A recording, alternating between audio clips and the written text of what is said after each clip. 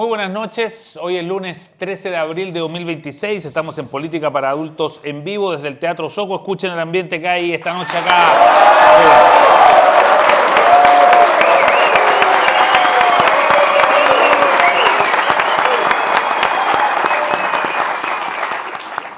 Bueno, y estamos en este día junto a nuestro querido amigo Max Colodro, que ha venido a sustituir a Pepe Out, que está de viaje todavía. Espero estar a la altura. No, pero por supuesto que sí.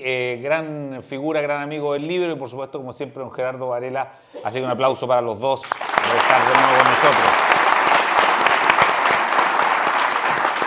Bueno, y vamos a partir por Max. Se acaba de cumplir un mes del gobierno del presidente Kast hace un par de días, ¿no es cierto? Ha sido mucha discusión, mucha conversación sobre esto, mucho análisis. Y si uno lo mira bien, estoy pensando en el podcast que hicimos en el libro ayer, digamos, el podcast para suscriptores, el detrás de la noticia, y hablábamos de este fenómeno, digamos, de los cisnes negros, ¿no? El gobierno tuvo un cisne negro al comienzo, pocos días de entrar, con la guerra, lo que le significa que le cambia un poco la agenda. Y precisamente cuando estábamos con esa agenda complicada, digamos, por el precio de los combustibles, y la oposición parecía estar celebrando que estaba en un muy buen momento, ocurre este otro incidente que es la agresión a la ministra Lincoln Lao. Y ayer el presidente del Partido Comunista, Lautaro Carmona, decía esto fue un error porque cambió la agenda. O sea, como un cisne negro para la oposición en el sentido que un hecho imprevisto termina cambiando la agenda y como que invierte un poco los papeles. Con esta introducción, Max, ¿cómo has visto el primer mes del gobierno y si tú crees que este momento, un momento en que parece, ¿no?, que hemos vuelto al tema de la seguridad, tú crees que va a perseverar, va a perdurar? Primero, muchas gracias por la invitación. Un agrado, como siempre, participar en las actividades del libro.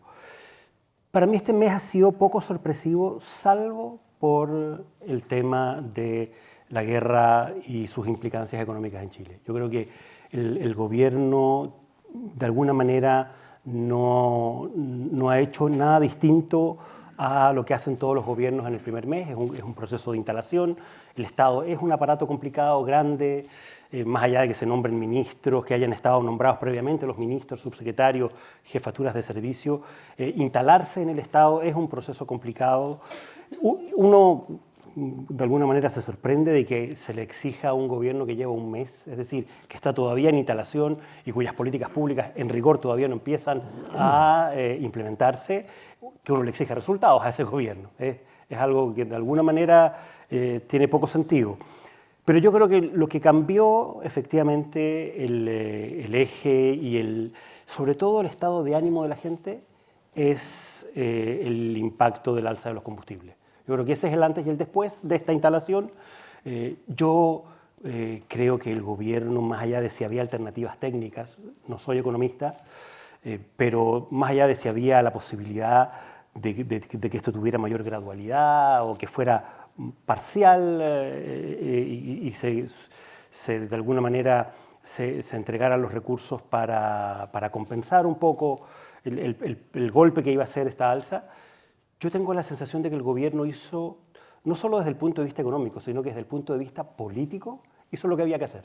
O sea, es la primera vez en años, yo no recuerdo a un gobierno que está dispuesto a sacrificar popularidad para tomar una medida que lo va a golpear dramáticamente en su aprobación, como de hecho ocurrió. O sea, lo único que explica esta caída brutal de la aprobación del gobierno es el golpe al bolsillo. Todo lo demás, que si Mara Cedini dijo, que si se equivocó, que el otro, que si la ministra de Seguridad tuvo algún problema en el cambio de una jefa de la PDI, todo eso no pesaría nada en la evaluación de la gente si no fuera por el golpe al bolsillo.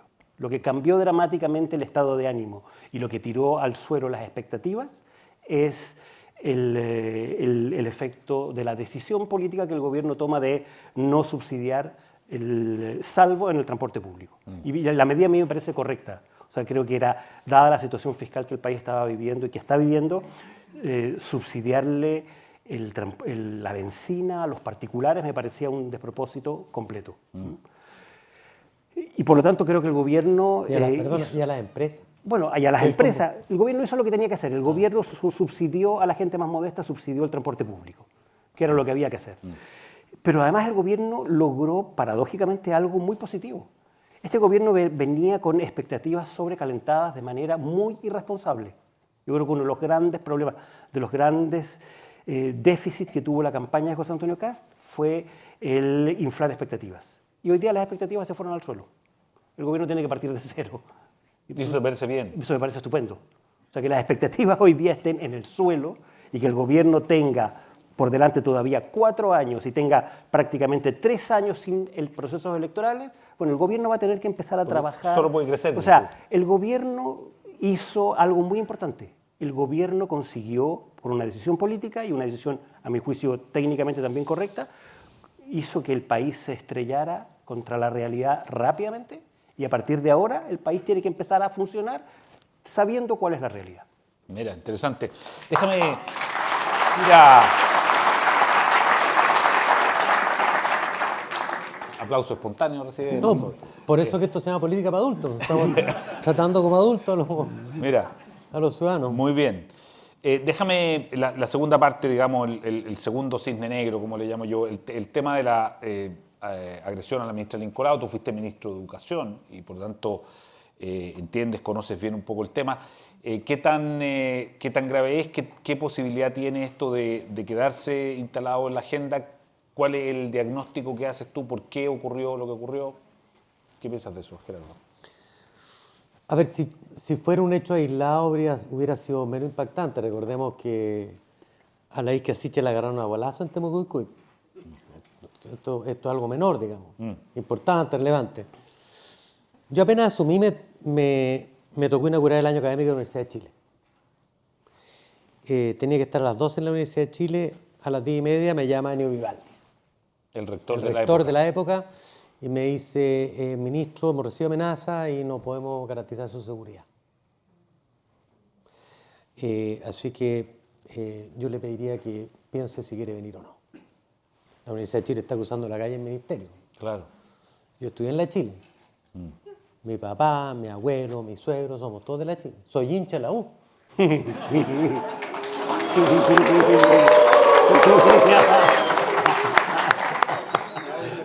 Entonces queda más color o lo aplauden y te pifian, Gerardo. Yo aplaudo por otro. Esto se llama el pago de Chile. Está bien, ya. Entonces llamé a la moneda para contarles que tenía esta amenaza y salvo que ellos se opusieran, por razones de seguridad, no tengo idea, yo pensaba, Pensaba ir igual. lógico. Sí, la entrada fue poco digna, fue por atrás. Pero la aula magna de la Chile hizo un discurso memorable. Las verdades se juntan, cité a Andrés Bello, como corresponde, digamos. Y efectivamente aparecieron unos lienzos. Ahora, tuve la fortuna que nadie me pegó, digamos. Ni te retuvieron, ni te secuestraron adentro. Exactamente. Pude salir después, pero por atrás siempre. Y el ministro de Educación, a diferencia del de Ciencias, anda con guardia. Desde lo de María Música. Claro. Cuando agredieron a la ministra de Educación, Claro. efectivamente. Ahora, yo en ese minuto le dije a Ennio Vivaldi, usted me está invitando a su casa, no me puedes invitar porque es una casa del Estado y de todos los chilenos. Yo voy a ir y usted tiene que hacerse cargo de mi seguridad porque yo voy a ir solo con mi carabinero. Que tenía un carabinero escolta. Claro, el gran Marcelo de Vigo, a quien le mando un saludo, gran escolta, valiente como poco al lado mío. Así que yo fui. Ahora, ¿qué me parece esto? Yo creo que efectivamente las universidades tienen que empezar a tomar sanciones. Yo creo que lo del rector es una vergüenza y lo de Carabinero es otra vergüenza. Carabinero debe haber entrado. Sí, claro, porque va a tener que tener permiso. Si están robando en mi casa, tienen que entrar, aunque yo no esté. Así que no están robando, pero no haya nadie, así que no. Pues claro, porque o sea, Decidimos no entrar. Entonces, Carabineros tiene que entrar. Es que para todos los efectos, ella estaba en una situación, no sé si de secuestro, pero estaba retenida, O sea, imposibilitada de salir. Un ministro de Estado de un gobierno democráticamente elegido está en peligro de cualquier cosa. Le pueden haber pegado. Carabineros tiene que entrar. Y el rector es una anécdota en esto. A mí me parece. Ahora, yo siempre fui un poquito más drástico en las medidas que hubiera tomado que lo que el presidente Piñera en su época estaba dispuesto. Digamos. Yo consideraba que un colegio tomado había que sitiarlo. lo que hizo Julio César en Alesia. Y nadie podía salir de ese colegio. Y había que cortarle el agua y la luz. Y los papás tenían que venir a buscar a los niños y hacerse responsables por los daños. Pero para eso hay que hacerlo, po. Es la única manera de cortar esto. Con medias tintas, con proyecto de ley. Esta cuestión, si las leyes existen, hay que atreverse a aplicarla y pagar el costo político de eso.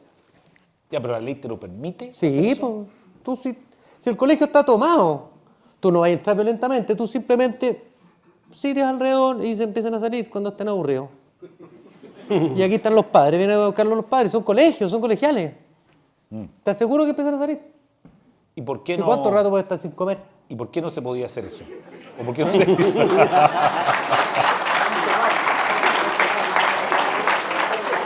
Ya, ¿y por qué no se podía hacer eso? ¿Qué? Sí.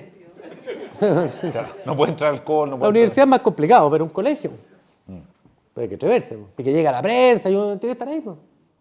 Mira, interesante. El efecto político... Perdona, para sí. lo que le gusta la historia de Julio César fue peor. Porque lo empezó a matar de hambre.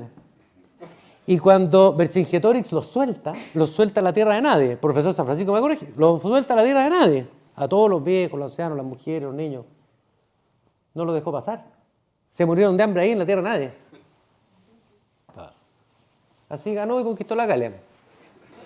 Está bien. El efecto político, Max, del caso Lincolao, digamos, y esta cita que yo te hacía del presidente del Partido Comunista, tú conoces el Partido Comunista y cómo lo evalúa eso.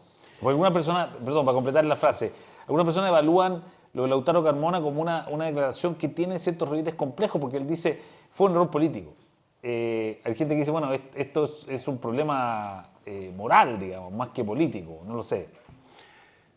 Para el PC fue un error político hacer algo a las 3-4 semanas de iniciado un gobierno, cuando estas cosas en rigor el Partido Comunista y los sectores que acompañan al Partido Comunista y al Frente Amplio en esta lógica tienen que ir construyendo una cierta masa crítica que demora un poco más.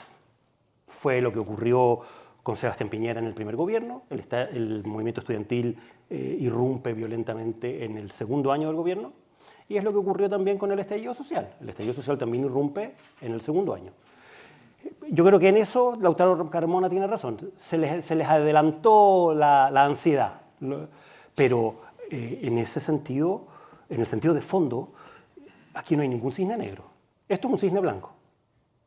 Esto es la izquierda, y esta es la izquierda que el gobierno de José Antonio Kast va a enfrentar. Y también me parece que es un buen golpe de realidad que empecemos a descubrir qué es y cuál es la izquierda y la oposición que va a enfrentar desde el primer mes. O sea, aquí la izquierda no nos va a sorprender, a nadie, en un gobierno de José Antonio Kast, como no nos sorprendió en los dos gobiernos anteriores de Sebastián Piñera. Aquí lo único que podría sorprendernos es que el gobierno de José Antonio Kast no se hubiese preparado para una batalla legal, política, e incluso me atrevería a decir una batalla cultural para enfrentar este problema.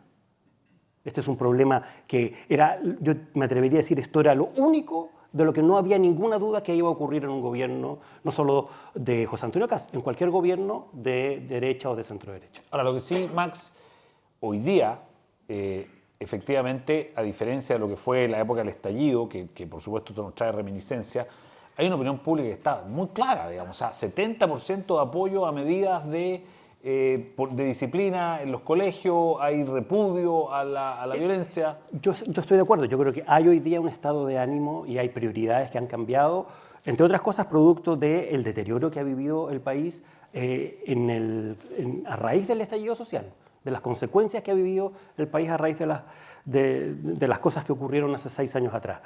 Pero hace una semana atrás también, la primera semana o la segunda semana que Kast ya estaba en el gobierno, Kademi hizo una pregunta muy interesante.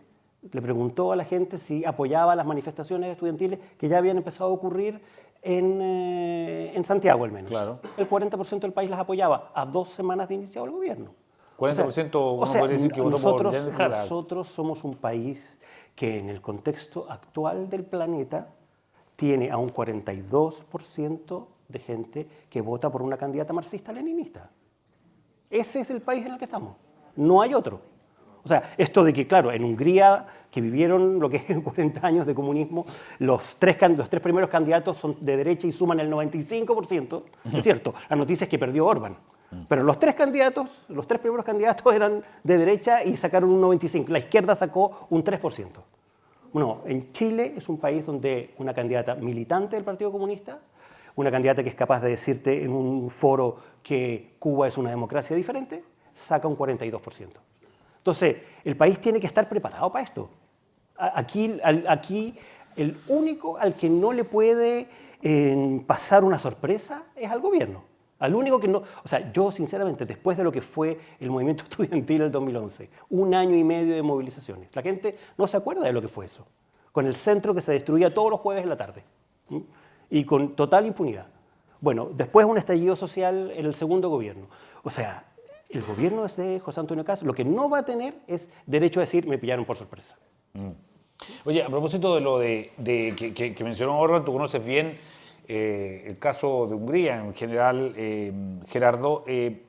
Efectivamente, lo que dice Max, digamos, o sea, esta es una elección entre derechas, digamos, ¿no? Y está la derrota de Orban y llega una derecha distinta. Yo ya lo explicaba, decía, mira, esto es como que, no sé, hubiese estado gobernando Johannes Kaiser y gana un candidato a la UDI, digamos. O sea, esos son los márgenes donde se mueve esto. No sé cómo lo viste tú. Sí, bueno, Hungría es un país fantástico. De 11 millones de personas hablan húngaro en el mundo. 11 millones de personas. 11 millones. Y generan más libros o producen más libros en húngaro que en árabe, que hablan 400 millones. O sea, es un pueblo muy ilustrado. La bomba atómica no existiría. Leo Szilard es el que le redacta la carta a Einstein, que se la manda a Roosevelt para que haya proyecto Manhattan, digamos. Edward Teller es el padre de la bomba atómica. Bueno, país lleno de literatos, y Sandor Maray, Franz Liszt, Ferenc. Claro. Y hasta los argentinos se adjudican a Laszlo Birome, que es el que inventó el bolígrafo. Democratizó la escritura. Antes era muy caro escribir porque se necesitaban plumas. La Birome famosa es el Laszlo Birome, que Mira. viró. Buen la dato. verdad. Claro. Entonces, Hungría es un país que es fantástico y su inteligencia del comunismo se sale leyendo, dicen. Y ellos la sufrieron y después se han negado a leer, entonces razonablemente no son comunistas. Hay solo un partido que no es de derecha que sacó más del 5% y que le permitió sobrevivir, digamos. Claro. O sea, todo lo demás, esto es una elección entre un país fantástico, imagínense.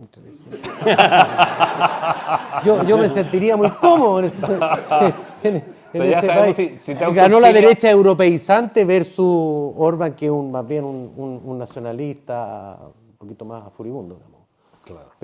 Pero ganó un tipo de derecha muy cercano a la Ursula von der Leyen, más integrada a Europa. O sea, yo creo que son buenas noticias para aquellos que somos liberales y creemos en esta derecha liberal. Claro.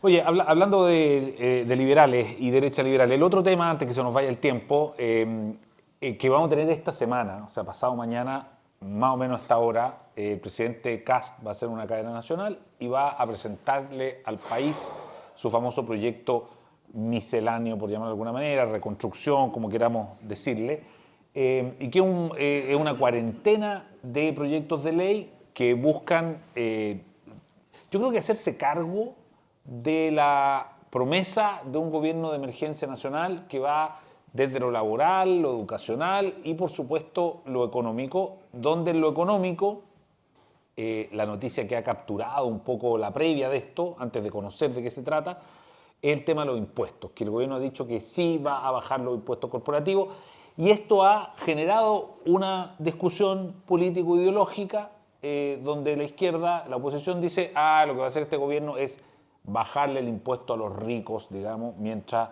le cobra el valor de la guerra a los pobres, digamos. Es un poco el eslogan, digamos, que ha aparecido allí.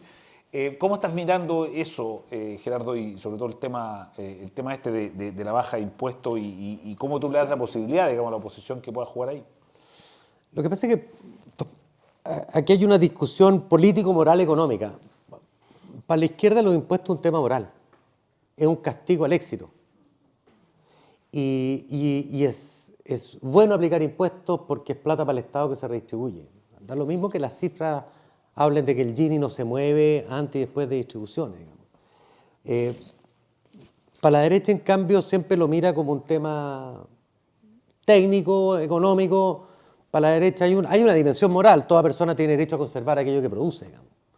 Y de ahí viene el principio de legalidad de los impuestos. Solo puede pagar impuestos en aquello que dice la ley, digamos. No lo puede estar inventando el soberano. Es una gran conquista liberal del siglo XIX, digamos. Además hay un tema económico que es clave, que es ¿dónde rinde más un peso? ¿En el sector privado o en el sector público?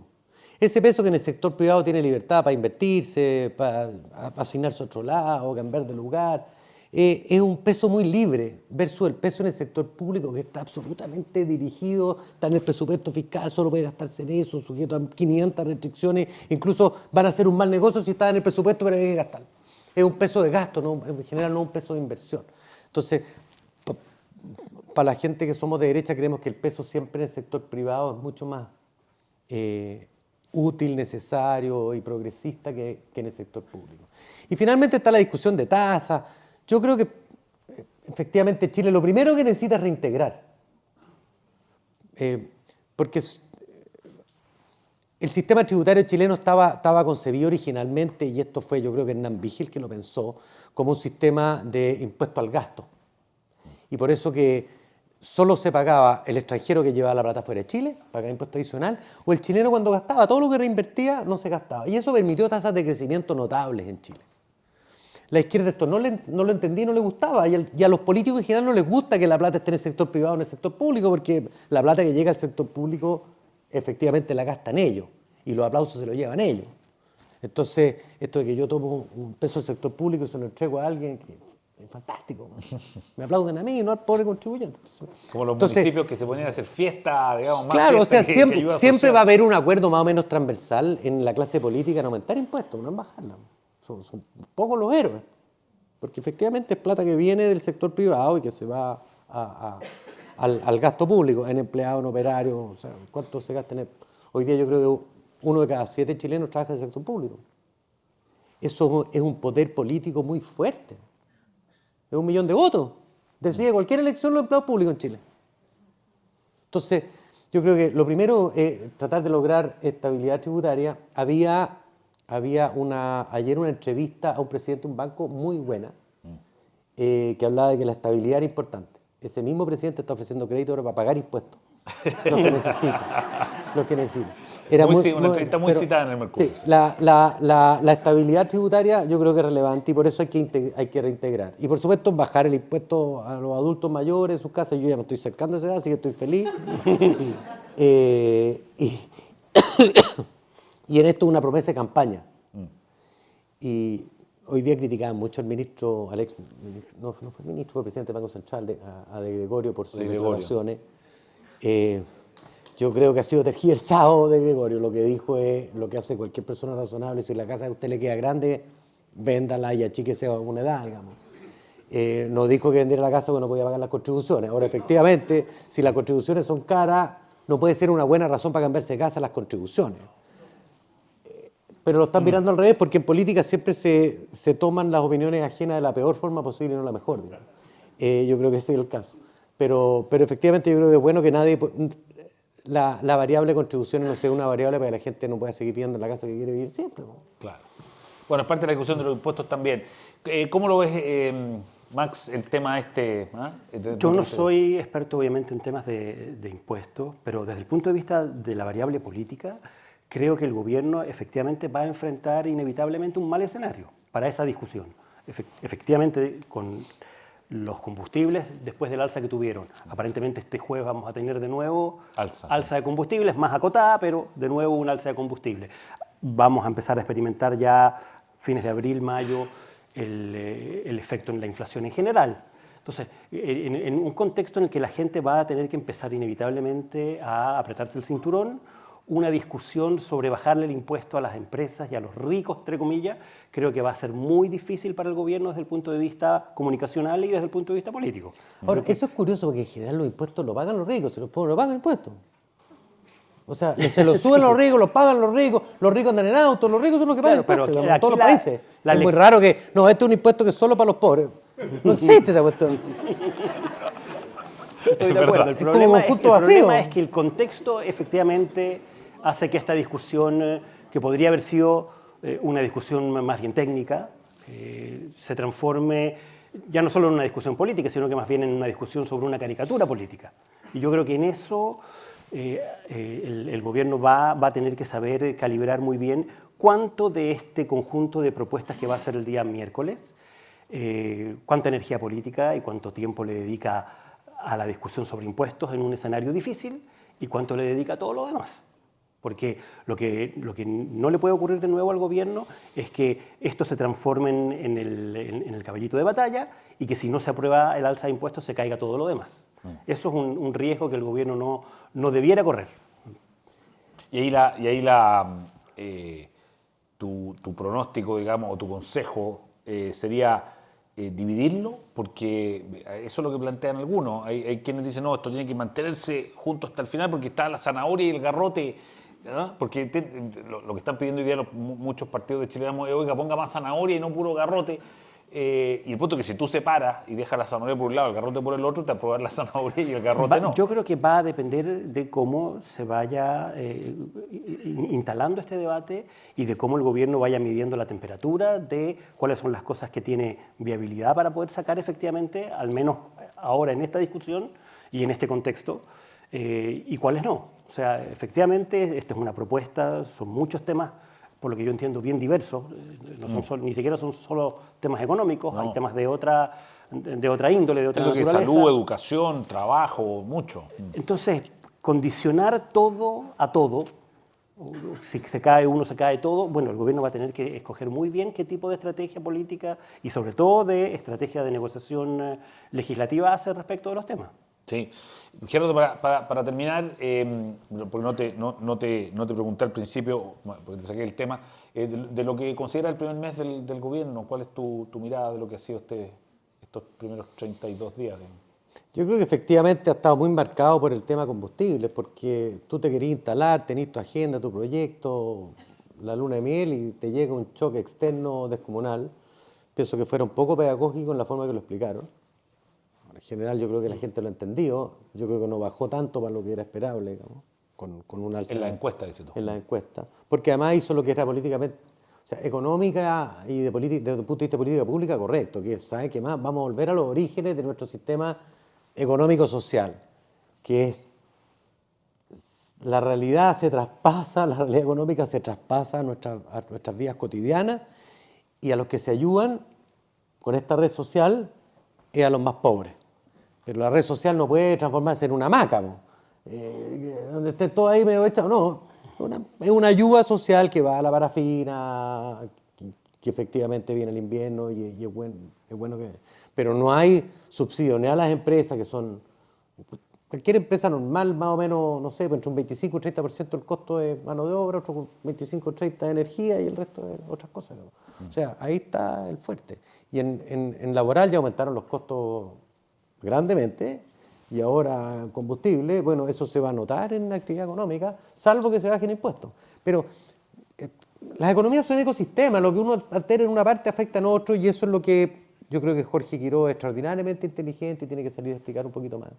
Y no hay que ser economista para entender esta cuestión. Es así, digamos.